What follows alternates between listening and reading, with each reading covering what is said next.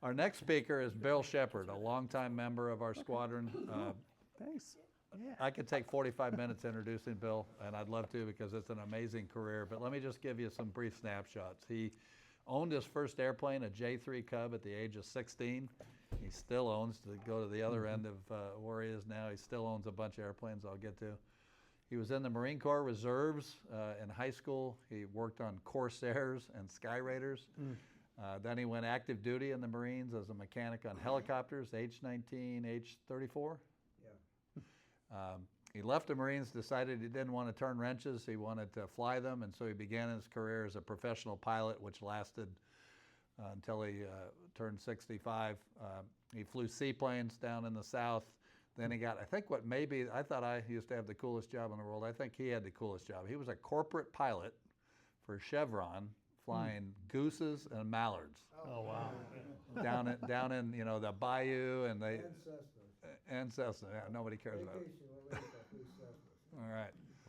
Wow. He then, heard the money calling, and he went to Delta Airlines, where he basically flew everything, starting with DC-6s, DC-7s, and all the way through 727, and ended up on the MD-11 at the end. Unfortunately, now a retired aircraft. So, and then he retired, as you have to, I guess, at age 60 at that time. And but he wasn't done. After retirement, he helped found the IAC by convincing Paul Poresny of EAA to found that International Aeronautics Club, Aerobatics Club. And I apologize if I get some of this wrong, but and he's got a bunch of airplanes he's owned. This Yak 11 he owned for a while, and he currently owns an Aero 45, which was probably the star of the show 2 years ago at our fly day. Up at Arlington, and he's got a Yak 3 fighter, Russian fighter. And Bill's here to talk about Yaks. So with no further ado, welcome Bill Shepard.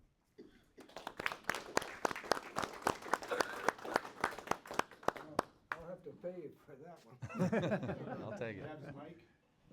Oh, Yeah. no, we here, go. no, I got it. I got it. Thanks. We're moving mics. Yeah. Do we have any questions online, Trent? Has anybody asked any? Excellent. Let's keep it that way. Just kidding. Here, got to come to the meeting if you want to ask a question. Okay, what I was doing is, spread it out to the whole Russian thing. Russia was a really closed country after they went communist. And there's a lot of stories about Russia that probably haven't been told here in the U.S. A lot of it you'll know, but I'm going to start out with back in 1913. The first loop was done by a fellow Nesterov, who was a captain in the Russian army and also a pilot that flew Russian airplanes. And he was sort of an engineer also, and he figured that it was possible to do a loop. Nobody had done a loop at that time, but he was sure he could. So he got a bunch of witnesses together and did the loop. Pretty impressive. Well, they threw him in jail. He was endangering government property. So anyway, 13 days later, a Frenchman heard about this, and then he went out and did the loop too. Well, he got world recognition, and the Russians said, wow, well, maybe we should forgive Peter Nesterov. They forgave him and promoted him to a major. So anyway, that's his story, but he's not finished yet. A year later, during an incident, he decided he was trying to take out a airplane that was an observation plane, and his idea, they didn't have guns on airplanes then, they didn't even have seat belts. He rams the tail hoping to put his gear on the tail and tear it off and fly away, but he wound up crashing with the other airplane. And the other airplane, the guy flying it, got killed on impact. He was thrown out of the airplane on the spiral down, and he died the next day. But anyway, they finished him off. But that was back in 1913. That's only 10 years after the Wright brothers flew. So it goes back pretty far. Nesterov, well, I covered that. Looking at my notes. In 1933, the Russians built an. You turn the page. The Russians built this airplane here for long-range flight. They realized there's a lot of publicity in aviation events, setting records and stuff, so they thought, well, we'll build an airplane with really super long range, which they did. And it first flew in 33. It flew around Russia for several years, building up the data for long-range flights, and it didn't get much coverage. So they decided, well, we'll fly from Moscow to San Francisco across the North Pole. And sure enough, they launched out. Also, to support the airplane, they built their first paved runway. And it had a little down ramp for the first couple of 100 feet to help it build speed. But they took off, went across the poles, the North Pole, which is a real problem for compasses. When you get close to the pole, it's pretty well useless. And they came out the other side into Russia, into Alaska, and didn't know quite where they were, but they figured it out and went down the coast of Alaska into Canada and then on down by Seattle and got past Portland and started running into fog, and they also knew that they were low on fuel because of being lost a bit of time. So they turned around and landed at Army Air Base there at Pearson. Pearson is still there today. Anyway, the landing in Pearson, they had flown 62 hours and 16 minutes, which was the first flight from the U.S. from Russia to the U.S. And they had built two of these AN-25s. The second one had an improved engine, and it was a geared engine instead of direct drive, and it had a lot better fuel specifics. And 3 months later, in July, they took off from Moscow and went to San Diego. That was 7,100 miles in 62 hours, 17 minutes. But they didn't land in San Diego because they had removed the brakes to save weight. So they flew over San Diego and went up to San Jacinto. They found a big open field and landed it there. But that was this was back in 1937, those two flights. So the airplane had the largest wingspan of anything they'd ever built before, but the wings were wet wings. That's where they carried their fuel. So they were kind of a first for a wet-winged airplane, and also quite a long-range airplane. The records lasted for quite a while in distance, unrefueled.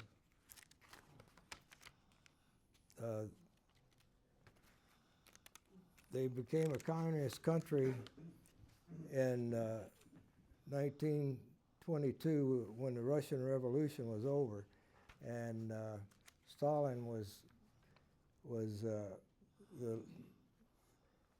leader then, and they built the I-26, which was the first monoplane retractable gear fighter, the I-16. The designer for the I-16 designed it from jail. He'd been jailed because when the communists took over, they assassinated a lot of the people that were prominent in the opposition. And fortunately, he didn't get assassinated. They realized they needed him. So they put him in jail anyhow. And he worked from jail all the way up through World War II. He was finally pardoned during World War II after that. But that's the I-16. And about 1940, they realized that they were really short of fighter-type aircraft. They're still using the I-16 as their main fighter. So they changed. There's the I-16, and this is the I-15, which was a retractable gear. The gear is down there. But those were the primary fighters for the Russians up until 1940. And actually, in 41, the Germans attacked Russia, which was a total surprise to the Russians because Stalin and Hitler had a signed no aggression pact. Of course, Hitler didn't pay much attention to that. But anyway, the Allies told Stalin that the Germans were coming, but he didn't believe them. He thought that, oh, they're trying to get me involved in the war so that it'll relieve some of their problems on the Western Front. Anyway,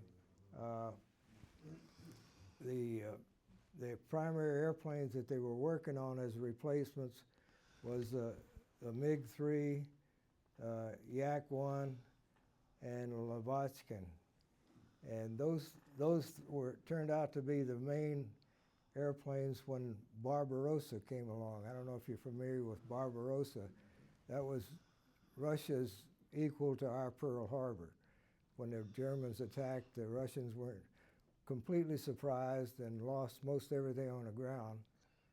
However, most of those airplanes were pretty much out of date anyhow. They hadn't really gotten any squadrons built up with the newer fighters.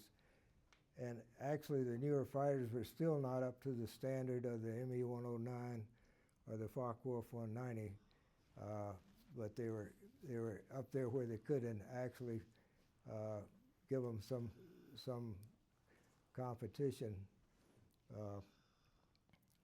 The Yak-1 got modified to a 1B with a later engine, and it was probably a better dogfighter than a 109 and 190, but still a little bit below the speed. They had some tactics that they had picked up back there was a war between Japan and Russia back in what was it, 37 or 38, where these two airplanes fought against the Japanese, who had a Ki-27, which was a monoplane, fixed gear monoplane, but a good aerobatic airplane. And the Japanese were sold on the fact that you always dogfight, and you weren't trying to go the fastest. You were wanting to have the most maneuverable airplane. Well, the Russians fighting with the little I-16s developed a tactic of zooming up and diving down and attacking and continuing out, which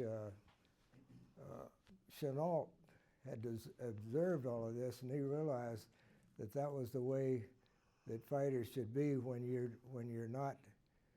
don't have the performance to outrun them. You didn't dogfight them. You attacked and dove away. And however, the U.S. government really didn't pay any attention to that. They didn't believe that the Japanese were that advanced, and it kind of caught them by surprise. Anyway, getting back to the Russian side,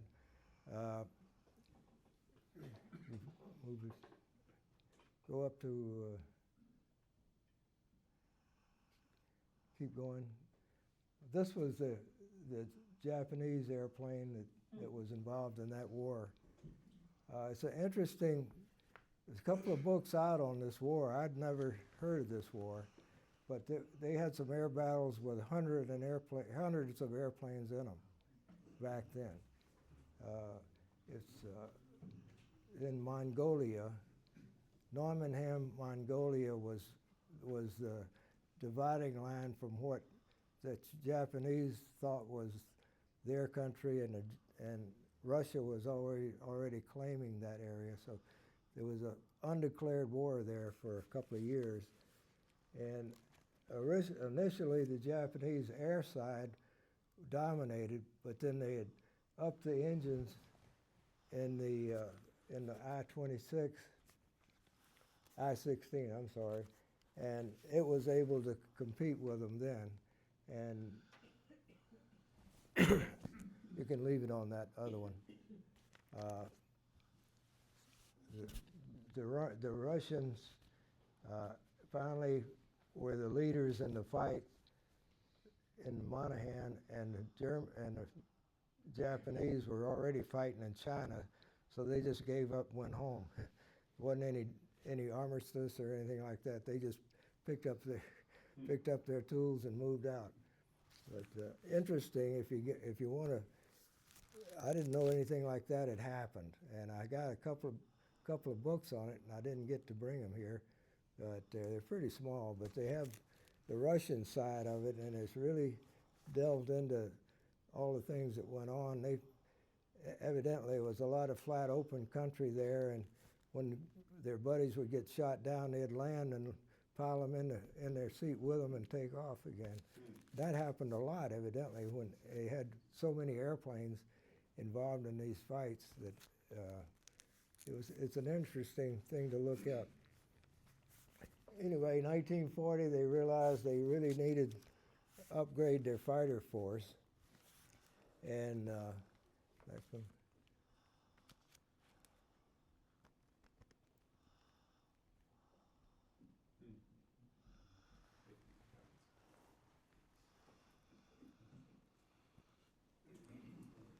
This is a Yak-1. That's the first early version Yak. Still had a tail wheel that didn't retract.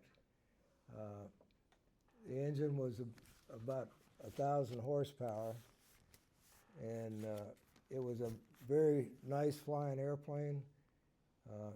You see this triple colored, that was a French squadron. There was some volunteer French guys that fought in Russia for almost the whole war, and the Russians designated their airplanes as with this color. So if you ever see that three-colored spinner, you know it's the Frenchman flying that one. Next. The Yak-7 was actually a Yak-7 UTI originally. UTI is what they designate as a two-seat trainer. But it had all the guns that the Yak-1 had, plus it had some wing stores, and they wound up using the Yak-7 as a fighter, even though it had been designed as a trainer. And it still had an unretractable tail wheel, but it was better than, it had the later engine that the Yak-1 had, and so it was getting up there where it was more performance. Next slide. The Lavochkin had a radial engine, and it was a really good engine, and this turned out to be their more formidable fighter earlier in the war, when it would actually match the performance of the 109 and the 190. And the 109 and 190 kept upgrading, as you know, models throughout the war. But it was, in 43, it was equal to the 109 and 190 in performance. And a lot of the aces had flown that airplane. The Yak-3 actually was the last prop-driven Yak in the war. The Yak-9 came out before the Yak-3. What happened was the Germans were coming, and they had to move the factories and the design bureaus on the other side of the Urals, and they were getting ready to build a Yak-3, but that got put in the back of the plans for airplanes. And when they got busy, once they moved the factory to improve in the Yak 1B, and they came out with the Yak 9. So the Yak 3 was actually after the Yak 9. It was designated strictly as a fighter. It didn't have any wing ordnance on it, didn't have any bombs, no hard points at all on the wings. The guns and the cannons were in the nose. It had a bubble canopy instead of the braced three-panel canopies like most of the airplanes had, primarily to make it faster. The radiator was pretty far back about the back seat of the back of the front seat. It didn't have a scoop right here. And the significance of that was all the other Yaks had a scoop there. And the Germans, when it came out, they realized that they couldn't fight with it because of its performance. They put out a bulletin, don't engage a Yak that doesn't have a scoop under the engine. Below 14,000 feet, you don't want to even. The reason it was so high performance was that it was 3,000 to 4,000 pounds lighter than its competition with about the same power. So it would greatly outclimb it. It was faster than it at low altitude, and it was an easy to fly airplane. Turn it. This is the Lag 9, Lag 11. They were an improvement over the Lag 5 FN, and those airplanes wound up being used after World War II in places like Korea, and a lot of the satellite countries that hadn't gone to jets yet were still flying the Lags. It was a good dogfighter. Next one. That's my Yak 11 there. The Yak 11 originally came out with an engine very similar to the T-28A. It was a 700 to 800 horsepower Wright. Well, the Russians had a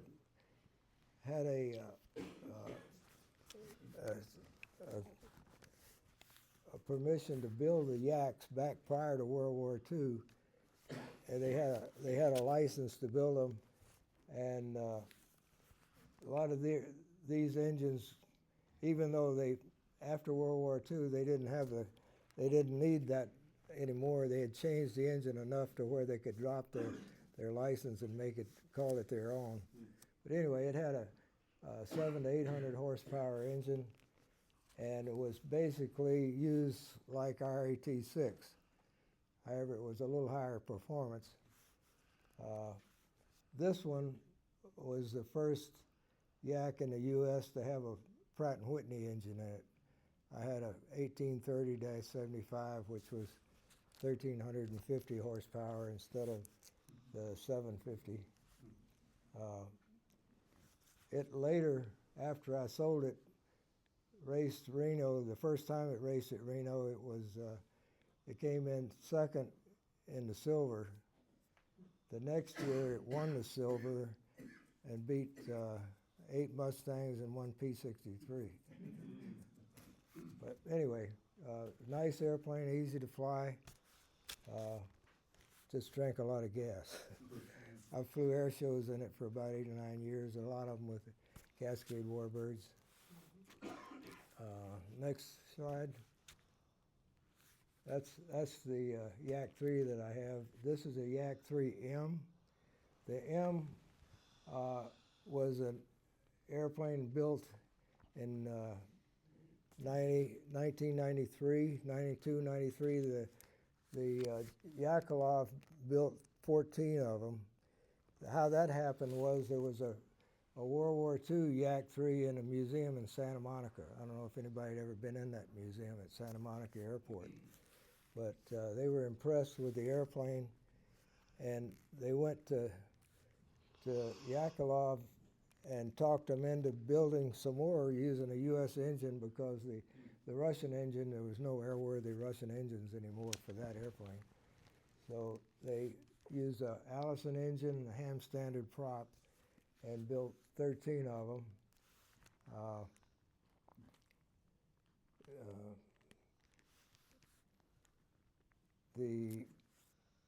It's another thing the Russians did all through World War II was pressurize the fuel tanks with air from the exhaust to keep them less explosive if they got hit by a round or something. And that plumbing is still in that airplane, except it's not hooked to the Allison engine. I don't know why they didn't redesign it, but mine came with a gun sight that worked. Why? It didn't have a gun in it because it never got hit in the country if it did. But it had an operating gun sight, and it had that system in it, and it had a bulletproof back of the seat. Why? I don't know. They built it just like it was after the last one in '46, and they continued the serial numbers. For the last one in '46, the next ones were sequential from that, and this is serial number 2 of that bunch. I think that's about it. If you got any questions or something, I'd be glad to try to answer them. Notice the World War II production ones didn't have that air inlet on the Right, the top of scoop, cowl. right. The Allison had a, you know, the P-40 had a scoop on the top, and the Allisons, they had to put a scoop up there, whereas on the original, this was a air scoop, and it was lower like a Mustang, updraft to the carburetor, whereas this was Allison was a downdraft. What's your cruise speed? Depends on how much you want to burn. I've flown this one to Oshkosh twice. Normal cruise is 60 gallons an hour, and that'll give you 250 knots. When I'm going a long distance and paying for the gas myself, I cruise it at about 220 and get the gas bill down to about 220 knots and get the gas down to about 35 gallons an hour, and I can go further. And it's still that's still 250 miles an hour, so it just depends on how impressed you are with speed, I guess. But I'd have to make an extra stop if I went to Oshkosh at the higher power, so it's probably quicker just to go low cruise. Fun to fly, and easier to fly. One of the Russian fighters, the MiG-3, was a difficult airplane to fly. It was the fastest of the bunch, but in a dogfight, it was easy to depart. So they wound up using it for high altitude to intercept. They didn't have bombers that they had to worry about like the Germans had to worry about with the U.S. coming over at high altitude. All of the fighting there was related to the infantry, protecting the infantry and that sort of stuff. So most of the dogfights didn't involve that, but the photo planes would come over at high altitude, and they were, of course, trying to shoot them down. And most of that was done with the MiG-3. It wasn't a turning airplane, but it was faster than most. It was a little over 400. Whereas this one here it would top out right at 400 at 14,000 feet, but it didn't have a 2-speed supercharger like the Mustang. It was much lighter on the controls. It really out-climbed anything except a Bearcat. It'll stay with a Bearcat and take off and climb, because primarily the thing's so light and small. Mustang sitting beside this looks like a big airplane. Well, I enjoyed it. Thank you. Thanks, Bill. Yep.